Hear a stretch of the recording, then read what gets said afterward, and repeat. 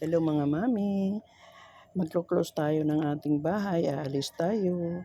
Kaya pag sa close natin, pati yung ating tindahan, kasama natin ang ating mahal na asawa. Dahil magmumotor tayo, hindi ko alam mag-drive, kaya siya ang maging driver, sweet lover. Kaya yun, aalis tayo, medyo malayo ito mga mami sa aming bahay. Kaya magmotor tayo, yan, dadaan tayo ng masukal na daanan at saka ito, malayo din ito sa mga kapitbahay. Kasi dati, yung baboyan namin nasa backyard lang namin. Marami kaming kapitbahay at saka hindi maiwasan na bumabaho yung mga dumi ng alaga natin, although palagi naman nililinisan, so nilipat namin dito sa medyo malayo. Ayan, dadaan tayo sa mga magandang tanawin, yan, green, kahit na mainit, green tingnan. Ayan, pagdating natin, mayroon ditong upuan para kung ayaw mo pang pumasok sa loob, makapagpahinga ka, magduyan-duyan.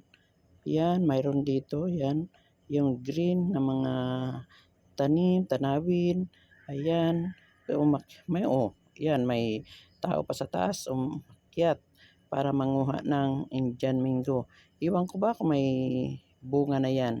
Siguro naman, mayroon na.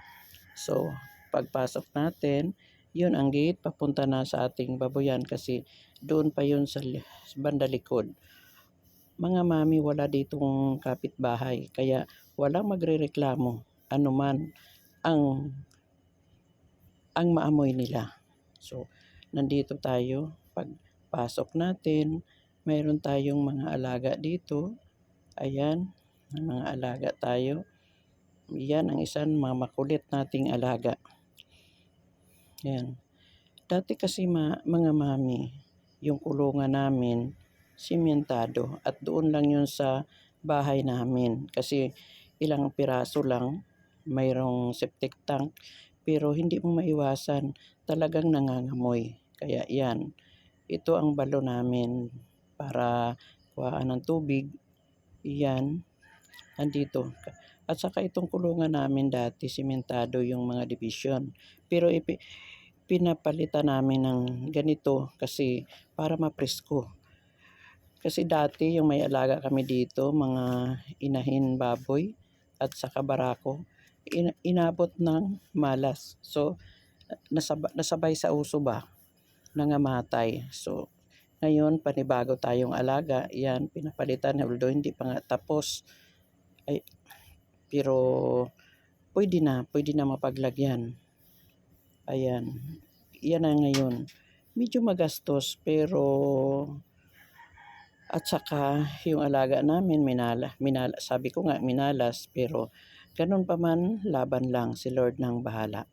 Ayan ang isa naming alaga, makulit. Sobra pa yan sa aso magbantay. Ayan, kaya nanghabol. So bye-bye.